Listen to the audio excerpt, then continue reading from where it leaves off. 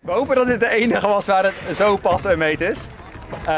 Ja, we gaan het meemaken. Volgens mij, de rest was allemaal 70 centimeter, dus we zouden met de stoeltjes al overeind onderdoor moeten kunnen, hopen we. Maar ja, we gaan het ondervinden.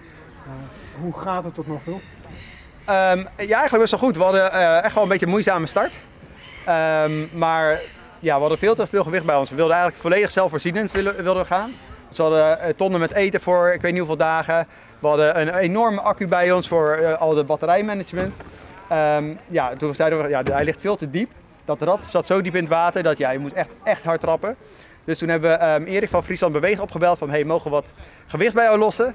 En ik denk een kleine 60 kilogram of zo van boord gehaald. En sindsdien gaat het eigenlijk best wel lekker. Dus ja, we hebben zelfs tijd ingehaald. Dus we vertrokken met 1,5 uur vertraging en we zijn hier op planning weer aangekomen. Dus niet ontevreden eigenlijk. Het eerste uur hadden we echt een beetje struggles. De eerste 5 kilometer die vielen zwaarder dan verwacht. Toen dachten we wel echt even van oh jee, dit hebben we echt enorm onderschat. Maar nu voelen we ons echt een stuk optimistischer eigenlijk. Dus ja, we hebben gewoon de gedachtegang. We gaan zien hoe ver we komen, maar we proberen het echt gewoon helemaal uit te fietsen. Wij hebben een doel en het doel is het Wereld Natuurfonds. Ja, wij doen veel outdoorsporten en we zien eigenlijk in al die sporten zien we de impact van klimaatverandering. Ja, wij zochten na ons laatste videoproject een nieuwe uitdaging. En we zaten een beetje te grappen over een Elfstedentocht. Toen gingen we een beetje rondkijken online en toen zagen we precies 25 jaar geleden sinds de laatste. En toen was het ja, dit is voorbestemd, dit gaan we doen. Dus toen hebben we gelijk gedacht, oké, we gaan daar iets van het klimaat aan koppelen, want 25 jaar geen Elfsteden, 25 jaar niet genoeg vorst.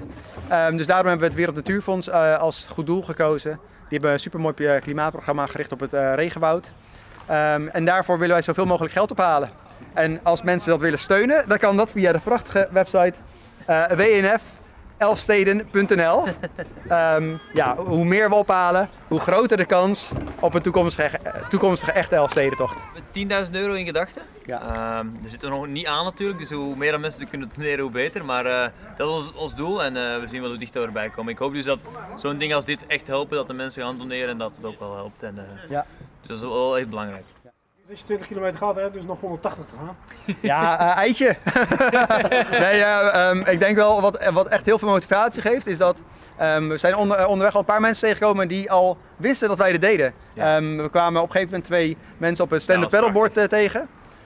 En wij dachten, oh, we hebben tegenliggers. En die stopten en die zeiden, hey, we komen voor jullie. We komen jullie een lekker Fries suikerbrood brengen. Nou, dat was natuurlijk geweldig. Dat stond dit briefje op. Jullie zijn helden, zet hem op. Ja, superleuk. We dachten eerst, oh, super tof dat die nu al aan het varen zijn, zeg maar, of al aan het sporten. En dat was gewoon voor ons eigenlijk, dus dat was echt super leuk om te zien. En dat geeft echt wel heel veel moed, dat is wel fijn. Onze eerste stad. Dit is de meneer die ons de stempels gaat bezorgen. Goedemorgen. Goedemorgen. Heren, welkom in de mooiste stad van de Elfsteden, Sneek. Aan mij de grote eer om je mijn eerste stempel te geven op je kaart langs deze geweldige route langs 11 steden. Super. Dankjewel. Isa, aan jou de eer. Ja. Ik heb helemaal stress nu. Ja, ik ook, want voor de eerst moet ik hem goed opdrukken. Waar staan wij? Daar.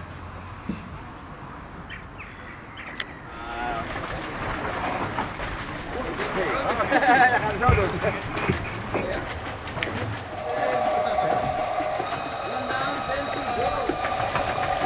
Nog maar 4 kilometer.